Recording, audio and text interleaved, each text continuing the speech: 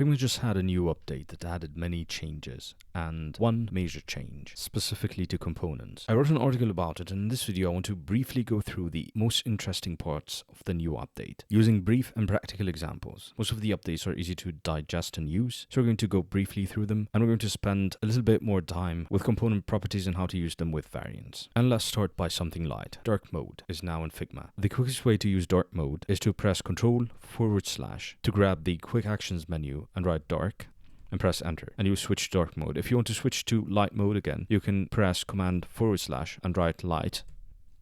Now the dark mode changes the color of the UI, but it does not change the background color of the canvas, and this you have to do manually. Otherwise, if they change it for you, it might conflict with the colors of your design. Just press anywhere on the canvas and change the background color to anything that suits your design. Figma now supports variable fonts. I also did not know what variable fonts were when I first read this. I didn't dive deep into it, but what I understood is that basically variable fonts give you more flexibility to customize your own type, instead of just relying on presets like bold, italic. They just give you more control. At the same time, they pack all this functionality in one file, unlike normal fonts, which leads to faster load times for your application. If you want to know more about variable fonts, there's a link here in the article to another article called Introduction to Variable Fonts on the Web. This article goes deeply into what variable fonts are and how to use them. Now let's see how we can use variable fonts in Figma. The first thing to do is grab the text tool by pressing the T key, then press on the canvas to insert a text box. And since we're going to use a button to explain most of the examples in this video, let's just write the text button. Now I will change the font here from Inter to Roboto Flex. One thing to know is that not all fonts are variable fonts, and not all variable fonts have the same amount of options. So to access the variable options, you can do it in two ways, either by pressing on this drop-down menu, then going to the very bottom and pressing on variable fonts, or you can access it from this three-dotted icon over here, and then you can press on the variable tab. RobotoFlex gives you so many options, so you can play with it and see what you can do to your font to customize it. So just play with it until you have a custom font that you like. Next, let's look at auto layout text-based alignment. So let's get back to the Figma file. Text-based line alignment is going to allow you to align things inside auto layout to the baseline of the text regardless of the line height of the text box. Let's have a look at it in an example. We only have text here, so let's turn this into a button by adding an auto layout frame around it, by selecting it and pressing Shift-A. And let's rename this frame to button. Now let's add an icon inside our button so that we can see how to use text-based line alignment. So get the quick actions menu by pressing Ctrl// and grab any icons plugin that you have installed. I'm going to go with Material Design Icons plugin. If you do not have any icons plugin installed, you can install one by going back to Files, then going to Community, and in the search bar above write icons and press enter, and then press on plugins. You have so many choices. So install any icons plugin that you want. All you need to do is just press on this install icon over here. And when you get back to your file and go to the quick access menu, you can just write icons and you find the plugin, or just write plugins and you'll get a list of all the plugins that you have installed. So let's get back to our button. Just choose a couple of random icons that you might want to use with your button. We're going to use this in other examples as well. After you choose the icons that you want to use, I'm just going to choose each one individually, and I'm going to turn each into a component. So I'll select the fingerprint icon, I'll turn it into a component, favorite icon, turn it into a component, and the thumb up icon, and turn it into a component. And I will select all three, and I will add an auto layout frame around them just to have an organized layers panel and an organized page. I'm just going to call this layer components. I will make it more visible by adding a stroke around it. I'll give them more space. And those icons are too large for our button, so I'll just press enter to select all three icons. And I will make sure that the constraint proportions are selected. I'm going to change their width to maybe 20 for now. And just grab any one of those icons and grab a copy of it and drop it into your button. This copy is an instance of this component, so any updates you make to the component will take place automatically in your instance. Now let's select our button. It's an auto layout frame, so we can go to the design panel over here, then to the auto layout settings, and to try out the text baseline alignment, press on this three dotted icons that says advanced layout settings, then go to text based alignment and check the right mark. And as you can see, the bottom of the text is aligned to the bottom of this item, ignoring the spacing of the button. So even if the line height is 200, it's going to ignore all this line height and it's going to align them together to the bottom of the text. So I'll just undo this, and I think our button text is too small, so let's bump it up to 20 maybe. And that is text-based line alignment. Next, as you might have noticed, Figma added auto layout visual alignment, so you can now adjust the padding and the spacing between elements visually without needing to go into the menu and doing it like before. So now I can just visually adjust the spacing between items, and you can see the values updating here. I can adjust the right padding by itself, the bottom padding, and if I want to adjust the top and bottom padding, I can hold the Alt key and do it, and both sides will adjust at the same time. So this gives you more control over your auto layout frames. And you can also press over it and you'll have a text box here, and you can write the number that you want to have for it. You can adjust individual padding from the design panel, and if you want to have just one value for all the padding, you can hold the command key and press over here, and you can just write, let's say 20 pixels, and now you have 20 pixels over each side. Next, we have individual strokes. Before, if you added a stroke to a frame, like to our button over here, if I add a stroke, you can see the stroke is around the whole button. So now I have the ability to go inside the design panel, stroke options, then press on this stroke per side icon, and now I can decide that I want to have the stroke to be only to the left. So let's actually do this to our button. Let's make it a stroke only to the left, and let's bump up the size of the stroke to maybe 7 pixels. You can also choose to have custom stroke sizes, and then you can have the left side be 7 pixels, but the right side be 2 pixels, the top side 1 pixel. So you have complete control over your frame stroke. And let's just leave it this way. We can also give it rounded corner of 5. And while we're at it, let's change the text to a black color so that the button would be homogeneous. Now let's move to the biggest change that came to Figma, component properties. What component properties do is allow you to reduce the amount of variance that you use in your design, simplifying your design system. And of course, the best way to understand what component properties are and what you can do with them is through an example. So let's get back to our button.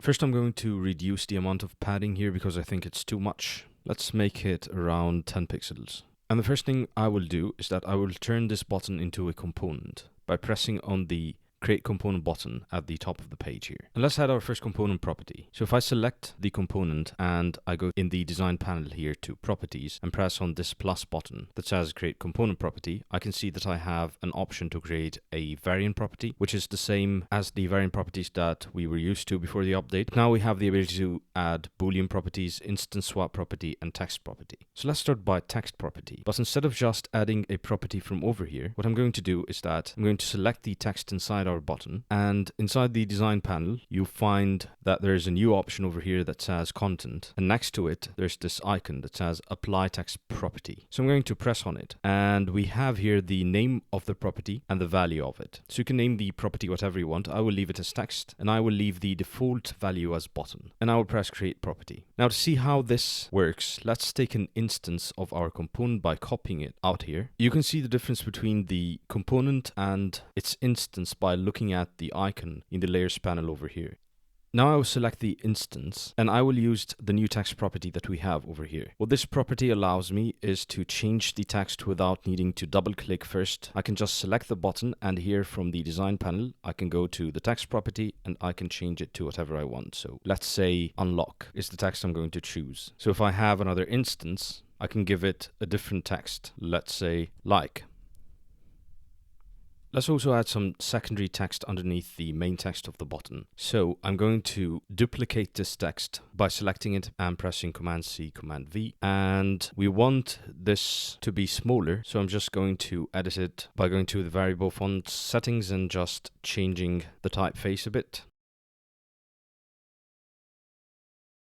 I want this text to be underneath the main text, but the button has an auto layout frame around it and it's going in the horizontal direction. So to put these two text boxes above each other, I'm going to select them both, and then I'm going to press Shift A to add a new auto layout frame around them. Maybe I'll just call it text. And I'm going to change the auto layout direction to vertical direction. I'm going to reduce the distance between them to 0 and align them to left and center. And as you can see, the changes I'm making here are already automatically taking place in the instance. Now if I select the instance and try to edit the text, I have only one property for the main text, and whatever I change this text to, let's say lock, both text boxes are going to change the main text and the secondary text because they're both set to the same property. So now I need to add a new property over here. So I'm going to select the secondary text by double clicking. I'm going to go to content and I'm going to remove the property and I'm going to create a new property for it and I'm going to name it secondary text. We can leave the value as button as well. It doesn't matter what the value is. Now I can select the instance of the button and you can see I have now two properties. The text, which is the main text of the button, and the secondary text. I can change it to whatever I want, so I can just write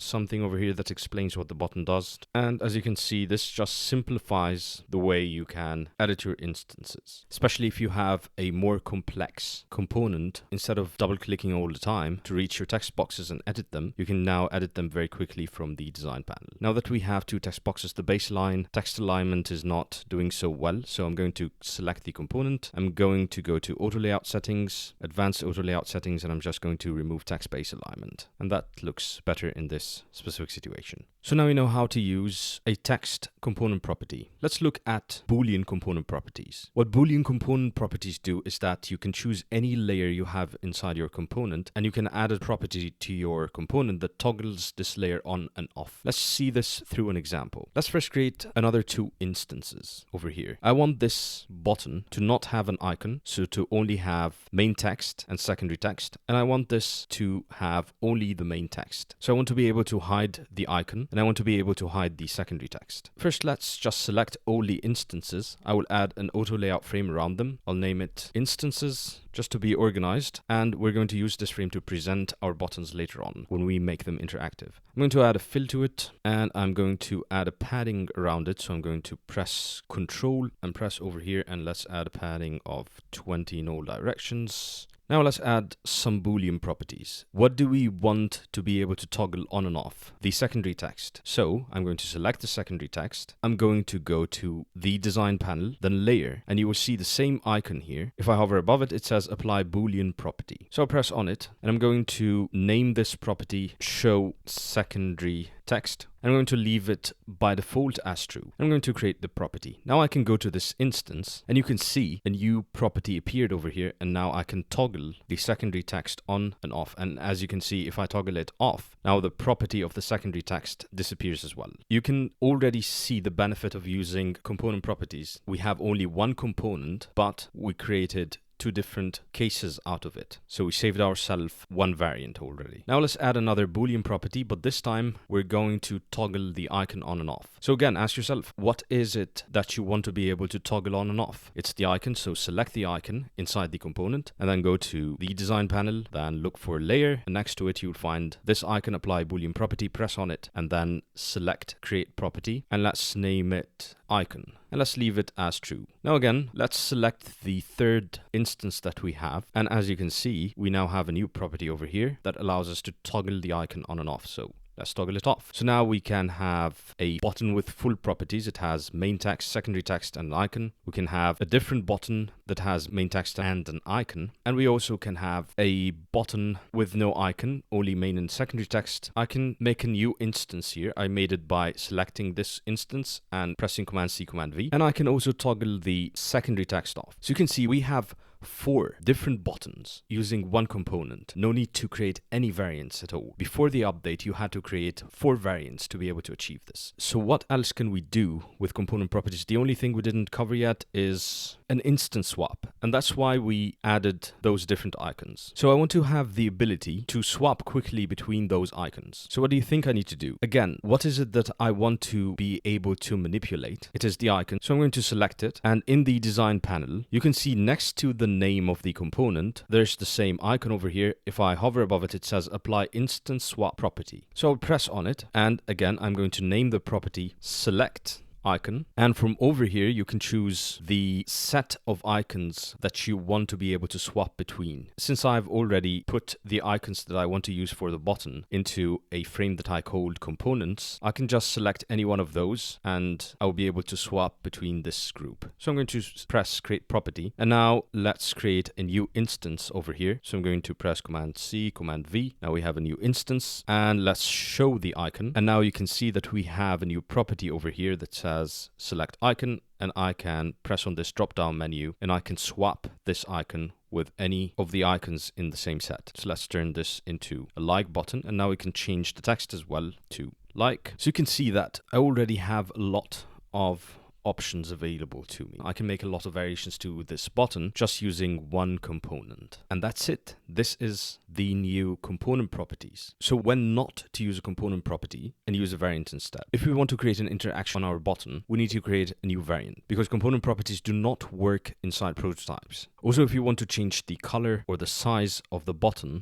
that we have here is changing its size according to the elements inside it. But if we had a fixed sized button and we wanted to change its size, component properties cannot do this, and you have to use a variant for that. So let's say you have a large button, a medium-sized button, and a small button, then you're going to need to create variants for this. If you want to change the colors of your button, then you're going to need to use variants as well. And if you want to make your button interactive, you're going to have to use variants as well. So let's look at one of those examples. Let's say that I want to create a hover effect for my buttons. I cannot use component properties to do this, so I need to create a new variant. Before, I used to select the component, and then underneath the properties here, you will find an add variant button, and this is not here anymore, but it moved to the very top of the page. So I can select the button and press on add variant, but let's first make space over here, and then let's press on add variant. Not enough space.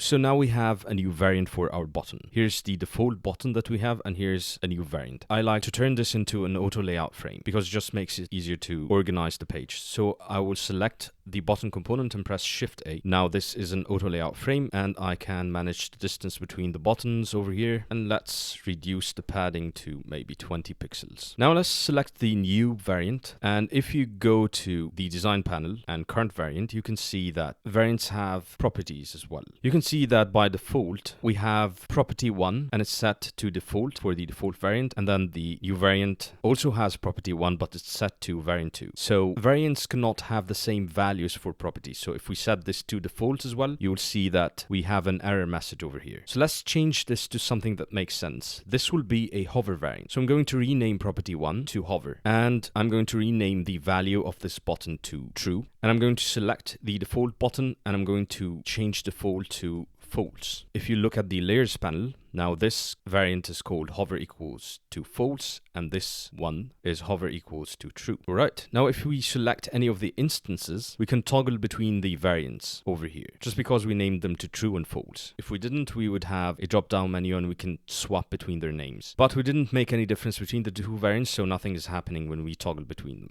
Let's add changes to the hover state of our button. So I'm going to select the hover equals to true variant. I'm going to add a fill to it so that when we hover above it, it's going to change its color. Let's add maybe some gray color. And you can also change the color of the text as well.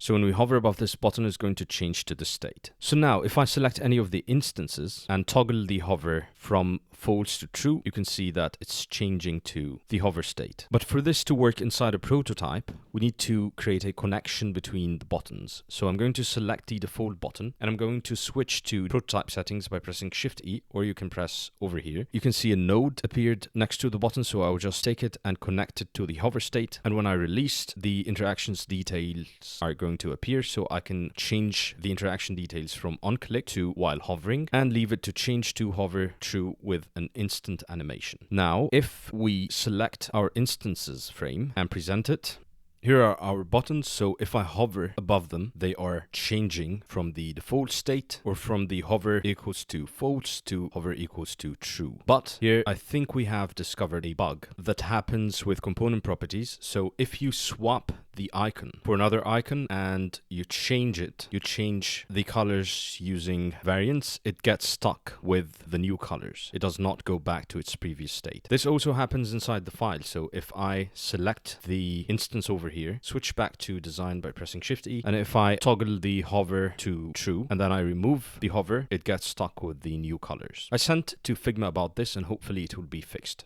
We covered some of the changes that happen to auto layout, but there's another important change that is negative spacing. I've been working on creating a Pinterest clone Figma as an exercise for a couple of videos now. In a future video, I'm going to show you how to create this example from Pinterest using the new auto layout negative spacing. But for now, let's have a quick look at how to use the negative spacing. So what I'm going to do is that I'm going to take a copy of the instances over here. So we have a new frame. I'm going to rename it to auto layout negative spacing. It's as simple as just setting the spacing between the elements to a negative number. I'm just going to change the colors of those buttons just to make it obvious what is happening. So I'm going to select this frame, press enter to select all the buttons, and I'm going to add a fill to them. I'm just going to change the color of this fill individually.